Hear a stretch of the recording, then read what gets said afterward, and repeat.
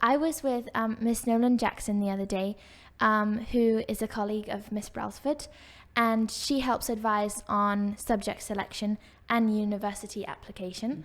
And we were making a spreadsheet because we went on the Unifrog site, and I made a university shortlist. Yeah. So you choose a continent, you'd say, and you put in your high-level subjects or what you're interested in, and then it's amazing how they just, bring out all of these, narrowed down specially for you. And sorry, back to the spreadsheet. I had about 6 or 7 factors that I wanted to take into account in choosing this university shortlist. And some of them were, of course, finances and the environment, language spoken, and of course the university course. And it really helped to just narrow things down. And then I put some of those universities from the shortlist under those, and then filled in the according, finance, environment.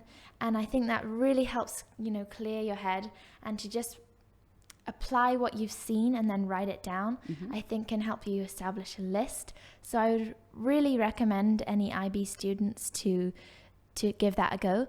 And as soon as you enter year 12, you'll be given a Unifrog account. Is that right? Yeah, in fact, the year 9s have it now. This is our first year of using Unifrog. And so you as a year 12 now have just got it because it's new, but the years behind you are already starting to get more established on it. Yeah. Well, it's a great way of organizing yourself. I really recommend it. And parents aren't on it just yet, but parents can access it through their students' accounts. Okay. And I love what you were saying about a spreadsheet. This is where I can get a little bit geeky about the university application process. Like, nothing is easier than just looking at a student's spreadsheet. And like you said, you take all of that information that you're finding from the websites or from Unifrog or from conversations with a friend or whatever it is, and you have each column on your spreadsheet is one of those desirables, like you said, like language spoken, environment, or one of those.